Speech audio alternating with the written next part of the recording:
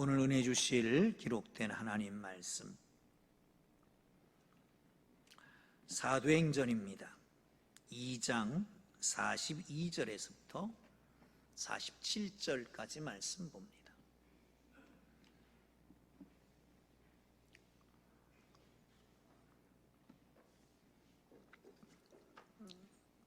다 찾으셨으면 우리 함께 읽습니다. 시작. 그들의 사도 가르침을 받아 서로 교제하며 떡을 떼며 오로지 기도하기를 힘쓰니라.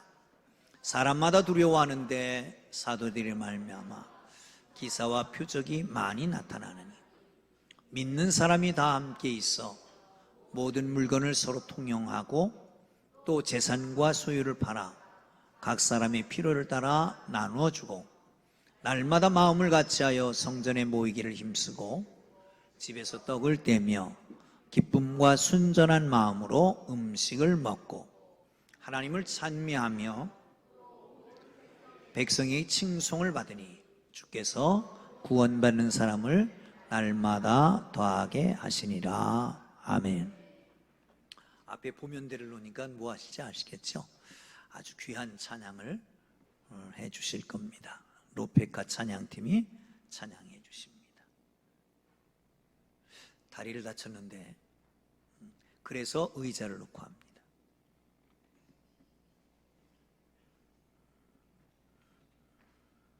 박수로 격려 부탁합니다.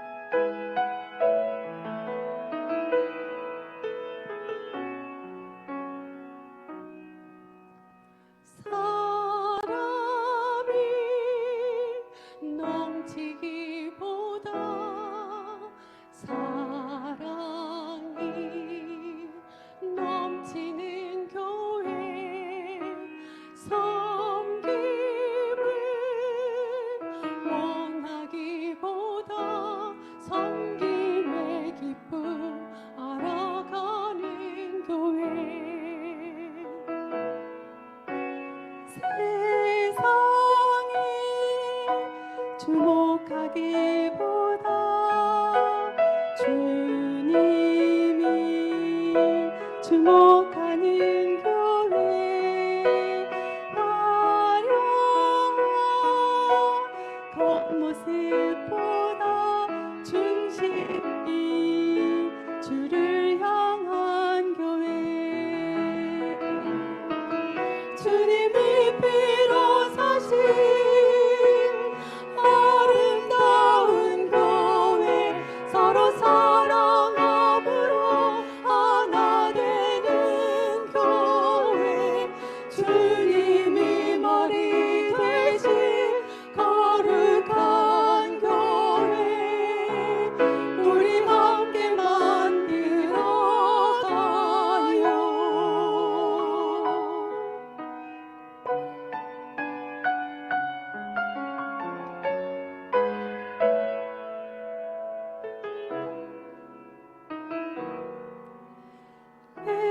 세상은 생각보다도 하나됨을 소중함하는 교회 세상이 알려지기보다 서로가 서로를 깊이 아는 교회 주님이 피로 사신 아름다운 교회 서로 사랑함으로 하나 되는 교회 주님이 머리 되신 거룩한 교회 우리 함께 만들어 가요.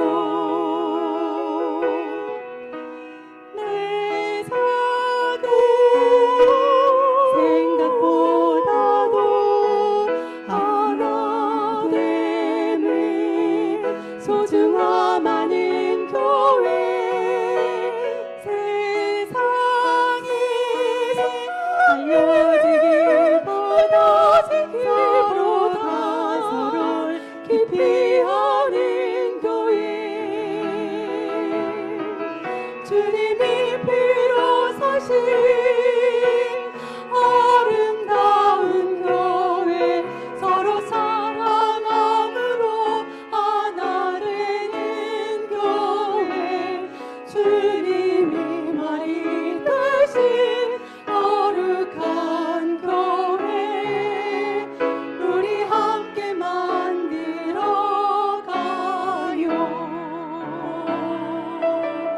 주님이 피로 사신 아름다운 교회 서로 사랑함으로 하나 되는 교회 주님이 머리 되신 거룩한 교회 우리 함께 만들어 가요. 우리 함께 만들어 가요.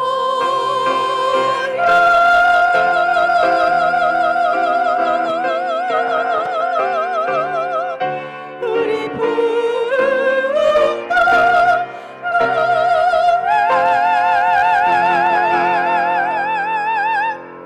아멘.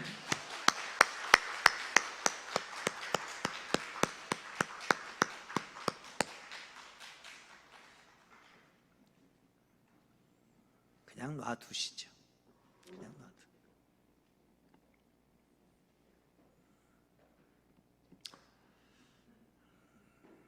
여러분 어떤 이상이 있습니까? 어떤 꿈을 가지고 있습니까? 어떤 비전이 있습니까? 어떤 사람이 되면 좋겠고 무엇을 하면 좋겠습니까? 우리는 그것을 이상이라고 말하기도 하고 비전, 꿈이라고 말하기도 합니다. 소망이라고도 하지요. 철학자 헤겔은 보라, 높은 이상이 없었더라면 인류는 쉬지 않고 일하는 개미떼와 다를 것이 없다라는 말을 했습니다. 누구나 이상을 품고 살아갑니다.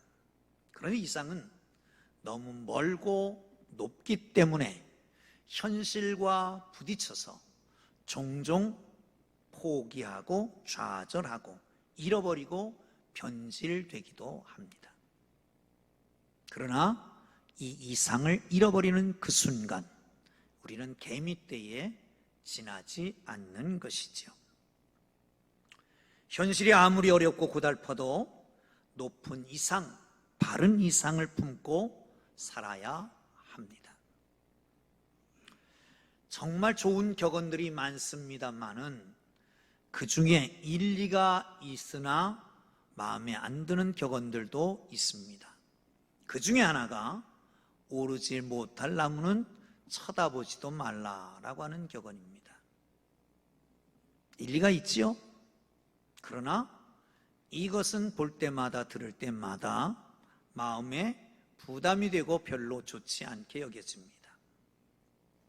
쳐다보지도 않는 나무에 올라갈 수가 없습니다.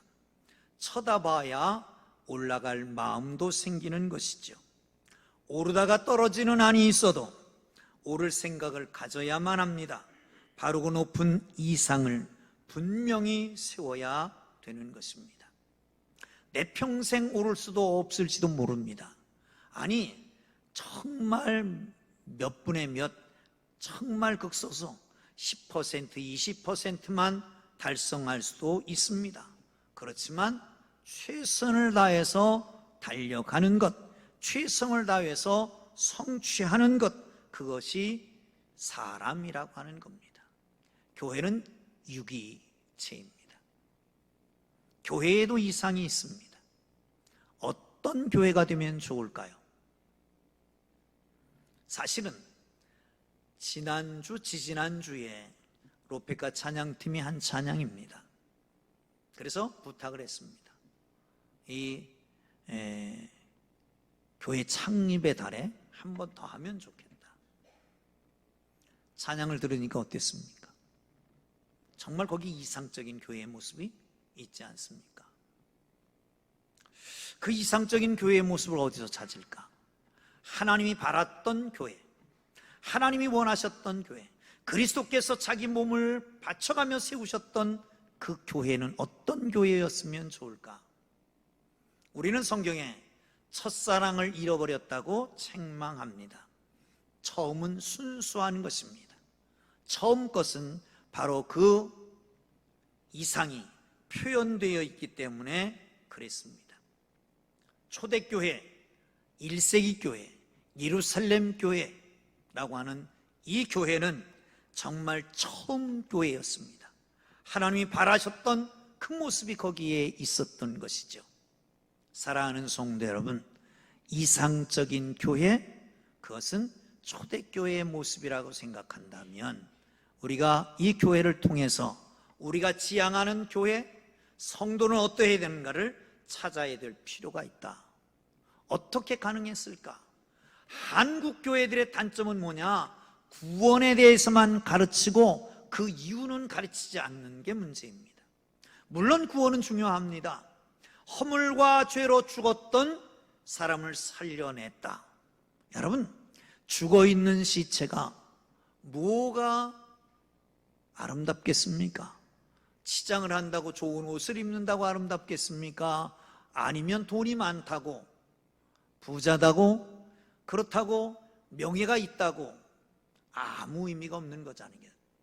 그런데 여러분, 그런 구원은 중요하지만 구원 받은 다음에 뭐합니까? 구원 받은 다음 성령으로 말미암아 예수를 주로 고백했습니다. 그런데 초대교회는 거기서 머무르지 않습니다. 성령이 충만하게 되었습니다. 그리고 변화가 일어나게 된 겁니다. 성령 충만할 때에, 성령 충만 받을 때에 틀림없는 역사가 있는데 그것은 뭐냐? 사도행전 2장 37절 38절에 있는 말씀 한번 볼까요? 시작. 그들이 이 말을 듣고 마음에 찔려 베드로와 다른 사도들에게 물어 이르되 형제들아 우리가 어찌할꼬 하거늘 베드로가 이르되 너희가 회개하여 각각 예수 그리스도의 이름으로 세례를 받고 죄 사함을 받으라. 그리하면 성령을 선물로 받으리라. 아멘. 첫째는 마음에 찔려야 됩니다. 말씀을 듣고 그 말씀이 칼이 박힌 것 같이, 화살이 박힌 것 같이 우리 마음을 찌를 때부터, 그때부터 역사는 시작되는 겁니다. 찔리지 않고는 회개가 일어나지 않기 때문에 그렇습니다. 찔리지 않고는 변화가 일어나지 않기 때문에 그렇습니다. 우리는 찔리면 상처받았다고 목사님이 때린다, 깐다, 왜 어떻게 누가 고자질했나 그러고 있는데, 그러면 그런 사람은 어떻게 될까요? 성령 받기는 글렀다. 마음에 찔리면 그 마음에 찔린 걸 가지고 하나님 앞에 나와야 됩니다. 회개해야 됩니다. 그리고 세례를 받고 나면 하나님의 성령의 충만함이 있는 걸 믿으시기를 축원합니다. 할렐루야. 베드로가 말씀을 선포했습니다. 그들이 듣고 마음에 찔림을 받았습니다. 우리가 어찌할꼬 탄식할 때에 회개하라. 그리고 성령의 충만함을 받아라 라고 말씀하는 거죠. 사랑하는 성도 여러분, 그래서 이 교회는 변화가 일어나게 됩니다. 여러분, 기적 중에 기적은 뭐냐? 교회를 다니면서도 변화가 일어나지 않는 겁니다. 교회를 다니면서 변화되지 않는 겁니다. 여러분, 스스로 자문해 봤습니다. 이종준 목사야, 너는 변화됐냐? 어떻게 생각하세요? 많은 부분은 변화됐다고 하지만 변화되지 않은 부분들도 있다라고 하는 겁니다. 여러분, 설교 예수 믿고 은혜 받고 설교자로 목사로 지금 40년 가까이 되는데 아직도 다 변화되지 않았다면 누가 변화되겠나 하는 생각도 합니다. 어떤 면에서 보면 목사보다 나은 성도들도 많다라고 하는 생각을 합니다. 여러분, 예수 믿고 정말 변화된 사람 봤습니까? 예수 믿고 직장을 바꾼 사람 봤습니까? 예수 믿고 고부간의 갈등이 해결된 사람 봤습니까? 예수 믿고 부부가 회복됐습니까? 부정부패에 연루됐던 사람이 예수 믿고 완전히 바뀌어진 사람들 보셨습니까? 그래야 정상 아닙니까? 그래야. 오늘 본문은 이상적인 교회, 예루살렘 교회를 설명하고 있습니다. 예루살렘 교회를 보면서 정말 이상적인 교회가 어떤 것인가, 우리는 어떻게 신앙생활할 것인가를 찾고, 그리고 정말 주님이 원하시는 바른 신앙생활을 할 수 있기를 주의 이름으로 축원합니다. 할렐루야, 할렐루야. 42절을 봅니다. 시작. 서로 교제하며 떡을 떼며 오로지 기도하기를 힘쓰니라. 아멘. 그들이 사도의 가르침을 받았습니다. 사도 중에 가르칠 자격이 있는 사람 누굴까요? 말씀을 묵상하다가 정말 똑똑한 사람 가룟 유다인데, 가룟 유다는 이미 죽었고, 그럼 누가 가르칠까? 어부였던 그들 뭘 가르쳤을까? 그렇게 고민하고 질문하다가 보니까 성경이 떠오르는 거예요. 사도행전 5장 42절 시작.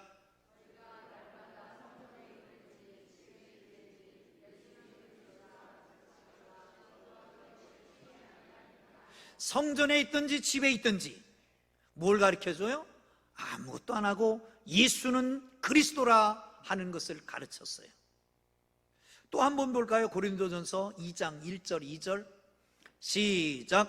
형제들아, 내가 너희에게 나아가 하나님의 증거를 전할 때에 말과 지혜의 아름다운 것으로 아니하였사니, 내가 너희 중에서 예수 그리스도와 그의 십자가에 못 박히신 것 외에 아무것도 알지 아니하기로 작정하였습니다. 아멘. 뭘 가르쳤다고요? 예수가 그리스도인 것을, 그걸 가르쳤다는 거예요. 예수님이 이 땅에 오셨고 십자가를 지고 돌아가셨고 부활하셨고 승천하시고 다시 오실 것이다, 그걸 가르치신 거예요. 그걸 가르쳤어요. 여러분, 교회는 교양 강좌 들으러 오는 것이 아니잖아요. 예수 들어오는 것입니다. 다른 복음, 다른 교훈을 전할 필요 없이 예수만 전하면 된단 말이죠. 여러분, 그렇습니다. 이들은 예수가 어떤 일을 했고, 그리고 예수 만난 사람들에게 어떤 선포를 했고, 예수 만난 사람들이 예수 만나서 무슨 문제를 해결받았고, 그것들을 알고 그것들을 전하기 시작한 것입니다. 여러분, 그렇습니다. 예수 증거하고 예수 배우는 하나님의 교회가 되기를 주의 이름으로 축원합니다. 아멘. 전할 때 중요한 것이 있습니다. 겸손함으로 가르쳐야 됩니다. 내가 너보다 우월하다 라고 가르치면 100이면 100 실패합니다. 가르치는 사람도 겸손하고 배우는 사람도 겸손할 때에 거기에 교육의 효과가 나타나는 겁니다. 며칠 전, 한두 주 전 아마 우리 손녀딸이 집에 왔길래 나하고 데이트할까? 할머니는요, 할머니는 놔두고 단둘이, 그리고 둘이 가서 너 뭐 먹고 싶냐? 짜장면을 먹고 싶대요. 짜장면을 둘이 시켜놓고 짜장면을 먹는데 거기 샐러드가 나오더라고요. 그래서 무심코 샐러드를 먹었어요. 그랬더니 할아버지, 목사님이 기도 일하는 거 잊어버렸어요. 목사님이 기도하는 거 잊어버렸네요. 그래서 6살짜리한테 배웠다는 거 아닙니까? 여러분, 80 먹은 할아버지도 3살 먹은 손자에게 배우는 거잖아요. 그런데 우리는 배우려고 하지 않습니다. 언젠가 말씀을 준비하며 새벽기도 준비하면서 그런 생각이 들었어요. 나이가 들면 들수록 남이 말을 안 듣는다. 고집이 세지다. 그런 생각이 들었습니다. 왜? 들을 기회가 없잖아요. 누가 나에게 얘기해 줄 수 있는 사람이 없잖아요. 목사가 되니까 뭘 가르쳐 줄 사람이 별로 없어요. 고민입니다. 사랑하는 성도 여러분, 겸손하게 배우고 겸손하게 가르쳐야 되는데 거기에 있는 교육의 재료, 교육의 주제는 예수 그리스도라고 하는 겁니다. 여러분, 하나님은 전능하십니다. 모든 걸 다 가지고 계십니다. 그분 앞에만 가면 해결됩니다. 아멘? 그런데 그분 앞에 갈 수 있는 길이 예수님밖에 없는 거예요. 그러니까 예수를 알아야 그분 앞에 가는 것이고, 예수를 알아야 그분을 만나는 것이고, 예수를 알아야 문제가 해결되는 거 아니겠습니까? 그러니까 그들은 전했습니다. 정령하라. 너희가 십자가에 못 박혀 죽인 예수를 하나님이 살리셨느니라. 그분을 믿어라. 그분밖에 없다. 그분이 답이다 라고 가르쳐주고 있는 것이죠. 사랑하는 성도 여러분, 인생의 해답은 예수님입니다. 아멘. 할렐루야. 길을 갈 때도 예수, 잠을 잘 때도 예수, 슬퍼도 예수, 기뻐도 예수, 예수님만 붙잡으면 우리 인생을 살 수 있는 걸 믿으시기를 축원합니다. 예수 떠난 인생, 세상의 어떤 것까지도 허무하게 됩니다. 세상에서 유일무이한 것은 예수밖에 없는 것입니다. 예수 안에 길이 있습니다. 예수님을 부르십시오. 예수는 귀신이 두려워하는 이름입니다. 예수는 부르면 부를수록 귀한 이름입니다. 예수는 알면 알수록 신비한 이름입니다. 예수 이름을 우리에게 주셨습니다. 누구든지 예수 믿고 구원받고 기도할 때에 응답하시는 예수님을 부르기를 주의 이름으로 축원합니다. 할렐루야. 기도가 안 될 때에 예수 부르십시오.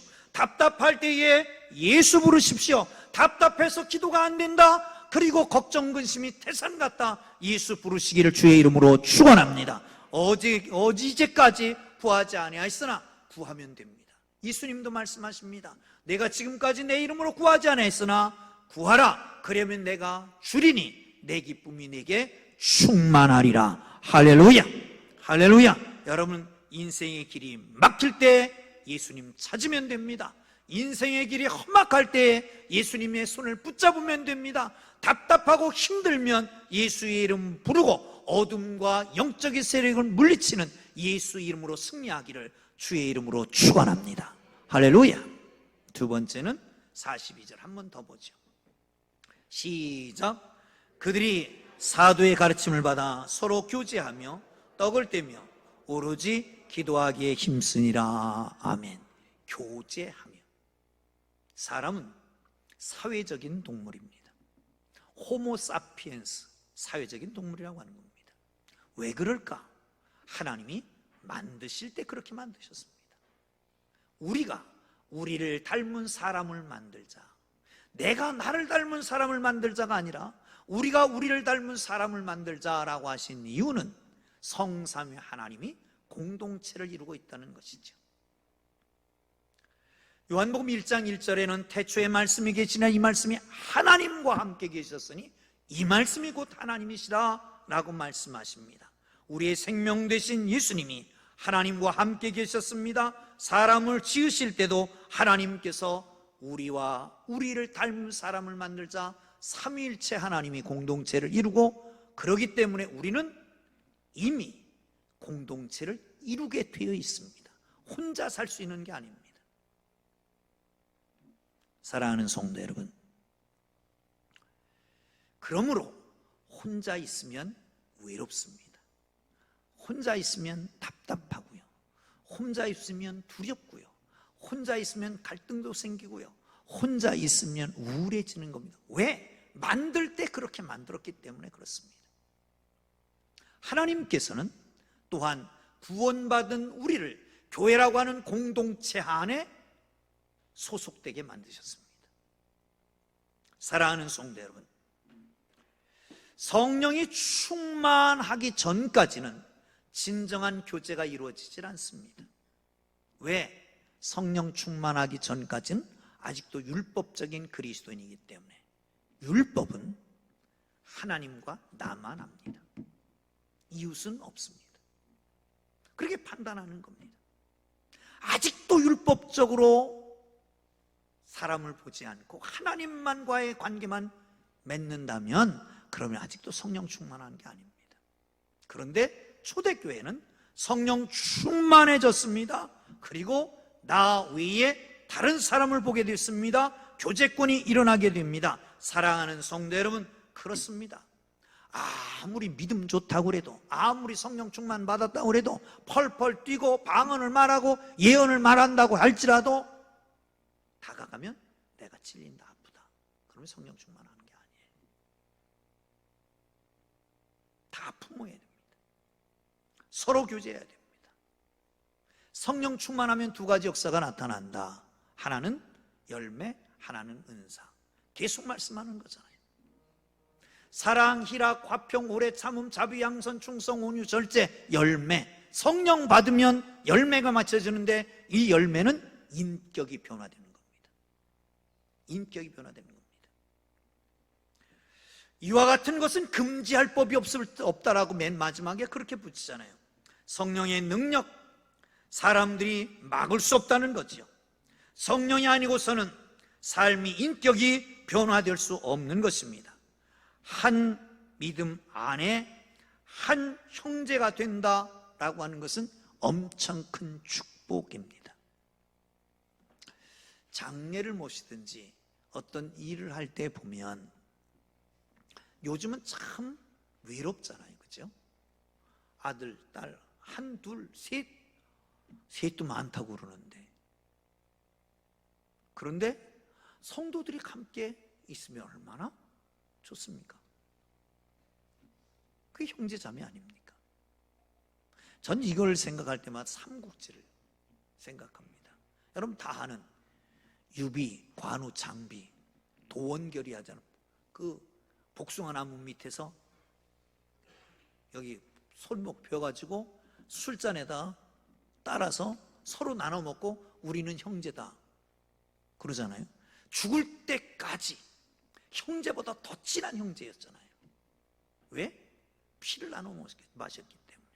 우리는 피 나눠 마시잖아요. 누구의 피?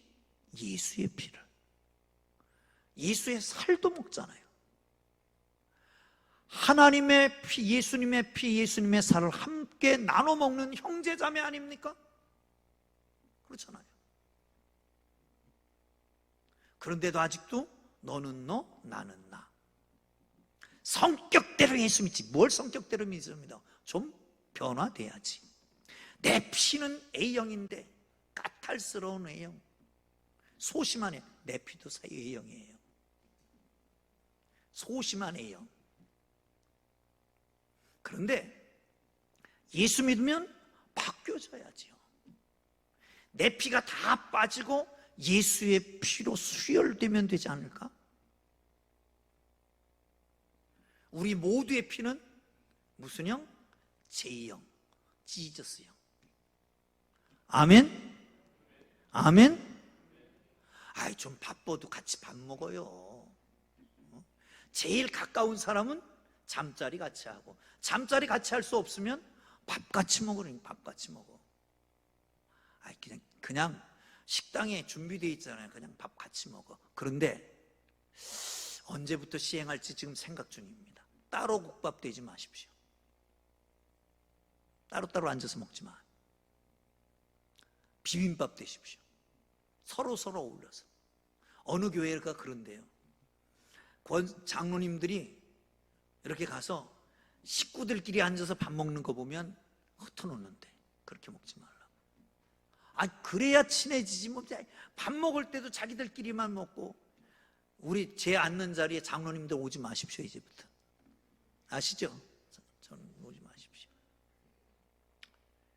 여러분, 그렇습니다. 그래서 그런 말이 있잖아요.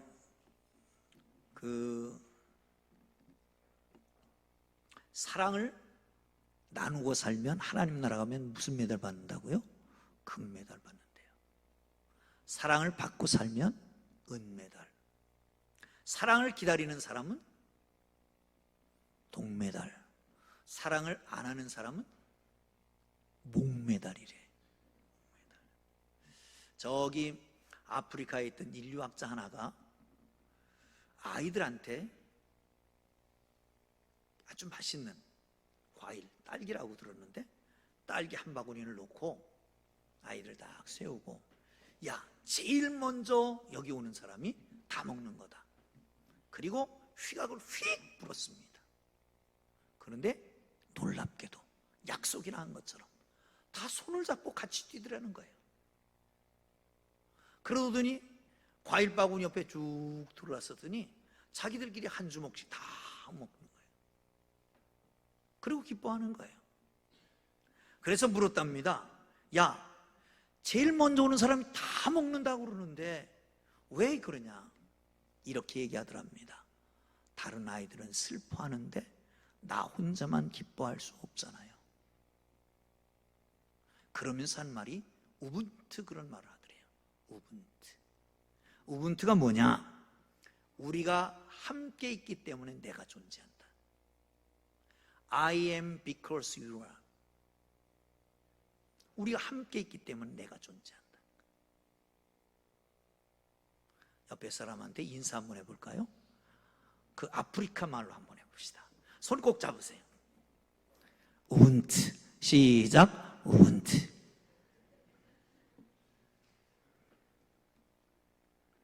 자, 마지막으로 47절 보겠습니다. 시작. 하나님을 찬미하며 또 온 백성에게 칭송을 받으니 주께서 구원받는 사람을 날마다 더하게 하시니라. 아멘. 최근에 비즈니스 세계에 성경 가치관의 영향을 받은 스티븐 코비, 피터 트래커라고 하는 사람들의 영향을 받아서 사명선언문을 작성하는 것이 언제부턴가 유형이 됐고 이제는 보편화되었습니다. 우리 기업은 무엇을 위해서 존재한다라고 하는 거예요. 그런데 예수님은 이미 2000년 전에 오셔서 당신의 사명선언문을 말씀하십니다. 인자가 온 것은, 내가 온 것은, 이렇게 말씀하시는 거예요. 누가복음 19장 10절에는 이렇게 말합니다. 인자가 온 것은 잃어버린 자를 찾아 구원하기 위함이다. 인자가 온 것은 잃어버린 자를 찾아 구원하기 위함이다. 예수님께서 이 땅에 오신 것, 예수님께서 이 땅에 사신 것, 예수님께서 이 땅에서 죽으신 것, 부활하신 것은 잃어버린 자를 찾아 구원하기 위해서다. 그리고 제자들에게 그 사명을 넘겨주셨습니다. 너희는 모든 족속으로 제자를 삼아 아버지와 아들과 성령의 이름으로 세례를 베풀고 내가 네게 분부한 모든 것을 가르쳐 지키게 해라. 위대하신 명령을 남겨놓고 떠나셨습니다. 그래서 바울은 나는 빚진 자다, 로마서 1장에서 유대인이나 헬라인이나 잘난 자나 못난 자나 부자나 가난한 자나 높은 자나 낮은 자가 내가 다 빚진 자다. 그래서 죽을 때까지 그 빚을 갚는 심정으로 복음을 전했습니다. 그런데 성경에서는 다니엘 12장 3절에 보면 지혜 있는 자는 궁창의 빛과 같이 빛날 것이요 많은 사람을 옳은 대로 돌아오게 한 자는 별과 같이, 하늘의 별과 같이 영원토록 비추리라 말씀합니다. 상이 있다는 거죠. 상. 믿음이 없이는 하나님을 기쁘시게 못하나니 하나님 앞에 나아가는 자는 하나님 살아계신 것과 상 주시는 이심을 믿어야 할지니라. 상을 보고 전한도하는 것, 상을 보고 빚진 자의 마음을 가지고 상을 받을 것을 기대하며 그리고 복음을 증거하게 됩니다. 사랑하는 성도 여러분, 그러나 우리가 진짜 복음을 증거하는 이유는 어디에 있을까요? 무디는 이런 얘기를 합니다. 한 사람이 영혼을 사탄의 세계로부터 건져내어 하늘나라의 영광의 빛의 세계로 인도하는 하나님의 도구가 되는 것보다 더 큰 영광은 없을 것이다. 전도는 상급이라는 거지요. 큰 영광입니다. 왜? 한 사람이 천하보다 귀한데 그 한 사람을 구원했다? 하나님 나라 얼마나 큰 상이 있겠냐 말이죠. 아멘. 한 사람이 천하보다 귀합니다. 여러분, 그러므로 한 사람을 구원하여 하나님을 기쁘시게 하고 하나님께 영광 돌리고 그리고 상급도 넘치기를 주의 이름으로 축원합니다. 그러나 전도는 왜 합니까? 내가 예수 믿고 구원받는 이 감격 때문에. 전도는 왜 합니까? 예수 믿으니까 기뻐서. 전도는 왜 합니까? 하나님이 원하시기 때문에. 전도는 왜 합니까? 하나님의 명령이기 때문에 하는 것입니다. 여러분, 우리가 살 길은 주님 앞에 돌아오는 겁니다. 우리가 살 길은 예수 믿는 겁니다. 내가 살았으면 믿지 않은 사람은 살게 만들어야 되는 게 우리가 해야 될 말이 아닙니까? 지난주에 우리는 교회 창립주일을 맞이해서 연미정에 가서 기도회를 했습니다. 기도하면서 한편으로는 기쁘고 감사하고 한편으로는 뭔가 씁쓸하고 그런 마음이 있었습니다. 왜냐? 지금 여기 기도하면서 정말 진심으로 하나님 앞에 저 땅에 복음이 선포되기를 기도하고 있는가? 그냥 행사로 간 건 아닌가? 여행으로 간 건 아닌가? 답답해서 간 건 아닌가? 하는 생각도 했습니다. 근데 여러분, 근대사의 애국자들은 모두가 다 복음 증거하는 사람이었다는 걸 아십니까? 물론 대통령이 하야를 했던 이승만 대통령, 그런데 그분은 장로님이었습니다. 군대에 군목제도를 만들어서 복음을 전하게 만들었습니다. 김구 선생님은 남대문 장로교회 성도였습니다. 이런 얘기를 했습니다.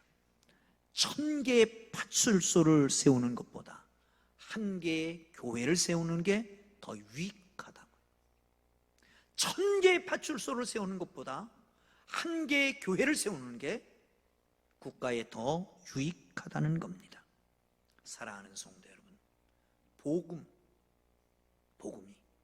이 땅 곳곳에 마을마다 교회가 세워지고 마을마다 예배가 드려지고 기도 소리가 울려 퍼지고 찬양 소리가 울려 퍼지면 저 북녘 땅도 통일되는 건 멀지 않습니다. 경제적으로, 정치적으로, 군사적으로 해결될 게 아닙니다. 복음으로만 가능한 거 아니겠냐? 복음이 핵심입니다. 우리가 살아야 될 것, 하나님 앞에 서야 될 것, 호국보훈의 달에 정말 나라와 민족을 위해서 정말 사랑한다면 우리가 해야 될 일은 전도하는 일 아닐까? 아멘? 아멘? 자, 옆 사람하고 마지막 약속합니다. 금년에, 시작. 금년에, 여기 보지 말고 옆 사람을 보고, 금년에 한 사람을 꼭 전도합시다. 기도하겠습니다.